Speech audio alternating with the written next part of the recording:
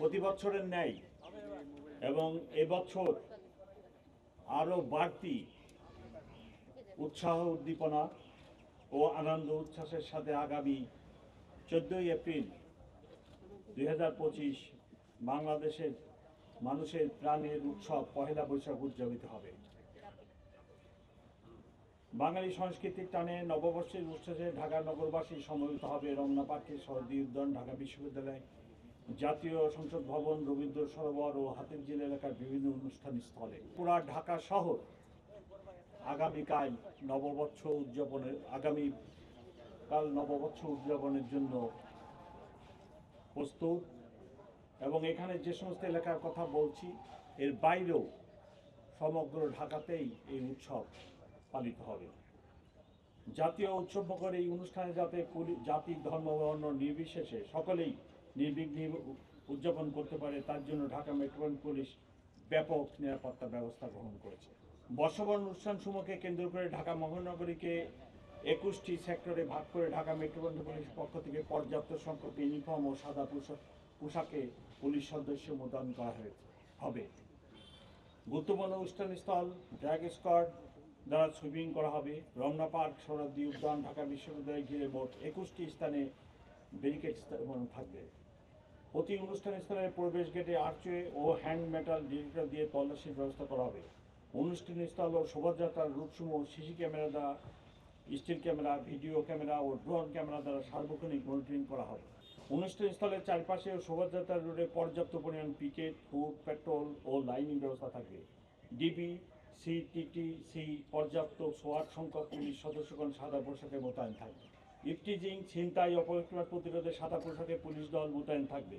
Ramna park, শহীদ উদ্যানের অভ্যন্তরে lost and found centre স্থাপন করা হয়েছে, সেখানে মাইকিং ব্যবস্থা থাকবে। গোয়েন্দা নজরদারি বৃদ্ধি ও সাইবার পেট্রোল সহ নববর্ষ কেন্দ্রিক অপপ্রচার রোধে সামাজিক যোগাযোগ মাধ্যমে যে কোনো অপতর্কতা মনিটরিং করা হচ্ছে। সম্মানিত নগরবাসীগণ, আপনাদের নিরাপত্তার স্বার্থে তল্লাশি কাজে আইনশৃঙ্খলা বাহিনীর সদস্যদের সহায়তা কামনা করি। অনুষ্ঠানস্থলে কোনো প্রকার মুখোশ, ব্যাগ, ধারালো বস্তু ও ত্যায্য পদার্থ নিয়ে না আসার জন্য অনুরোধ করছি। নির্ধারিত সময়ের মধ্যে অনুষ্ঠান শেষ করতে হবে এবং অনুষ্ঠান স্থল ত্যাগ করতে হবে। বান্ডেল থাকলে প্রতি সেনমানিতে টাকা বাঁচবে। বিকাশ সেনমানি বান্ডেল কিনে জিতুন প্রতি লেনদেনে।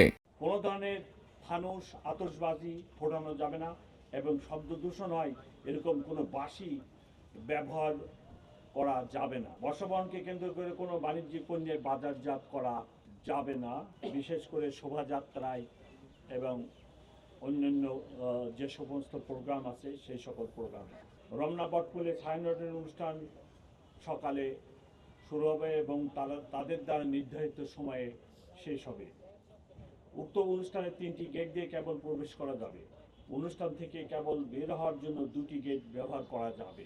যেনারা ছায়ানটের প্রোগ্রামে আসবেন ওনাদেরকে আমি রিকোয়েস্ট করব, বিশেষ করে যিনারা বেগম সাহেবদের মহিলা নিয়ে আসবেন, সাথে শিশু নিয়ে আসবেন, তারা যেন অত্যন্ত সতর্কতার সাথে ভিড় এড়িয়ে প্রবেশ করেন এবং নির্ধারিত মহিলা ও শিশুদের জন্য যে গেট আছে সেই গেট দিয়ে অনুষ্ঠান শেষে বাইরে চলে যান। শহীদ উদ্যানে প্রবেশনে 3টি গেট দিয়ে প্রবেশ করা যাবে এবং বের হওয়ার জন্য 3টি গেট ব্যবহার করা যাবে। রমনা পার্ক ও শহীদ উদ্যানে বিকাল 5 ঘটিকা পর্যন্ত প্রবেশ গেট দিয়ে প্রবেশ করা যাবে। বিকাল 5 ঘটিকার পর সকল গেট বাহির গেট হিসেবে ব্যবহৃত হবে। শোভাযাত্রার সময় শরৎ উদ্যানের পশ্চিম পাশে চারুকলার অপোজিটে যে গেট আছে এই গেট বন্ধ থাকবে। এই গেট দিয়ে তখন কোনো মানুষ রাস্তায় যেতে পারবে না। বর্ষবরণ শোভাযাত্রা 14ই এপ্রিল সকালে শুরু হবে। শোভাযাত্রাটি চারুকলা হতে শুরু হয়ে শাহবাগ মোড়, টিএসসি, শহীদ মিনার, দোয়েল চত্বর, বাংলা একাডেমি, টিএসসি হয়ে পুনরায় চারুকলায় গিয়ে শেষ হবে। শোভাযাত্রার পুরো রুটটি নিরাপত্তার চাদরে ঢাকা থাকবে। পাশ থেকে বিকল্প পথে শোভাযাত্রায় প্রবেশ করা যাবে না। শোভাযাত্রায় যিনারা যোগদান করতে চান তাদের জন্য আমরা একটি ম্যাপ এবং রুট নির্ধারণ করে দিয়েছি। এখানে শোভাযাত্রার শুরু থাকবে, হেড থাকবে চারুকলার সামনে এবং ট্রেন ভিসি মহোদয়ের বাংলোর সামনে থাকবে। এখানে বিভিন্ন ধরনের আইটেম থাকবে, আপনারা জানেন প্রতি বছর যেটা হয়। আমরা শোভাযাত্রা যখন হবে তখন এদের মাঝে যে রুট আমি বললাম, এই রুটে কেউ মাঝখান দিয়ে শোভাযাত্রায় প্রবেশ করতে পারবেন না। শোভাযাত্রায় যারা যোগদান করবেন তাদেরকে শাহবাগ মোড় থেকে অথবা এই ছায়ানটের প্রোগ্রাম শেষে যেনারা শোভাযাত্রায় যেতে চান তাহলে তাদেরকে এখান থেকে শাহবাগ মোড় হয়ে কাঁটাবন মসজিদ থেকে লেফট টার্ন করে নীলক্ষেত মোড় থেকে লেফট টার্ন করে বিচিমেদের বাংলোর সামনে যে শোভাযাত্রার ট্রেন থাকবে ওইখানে যোগদান করবেন।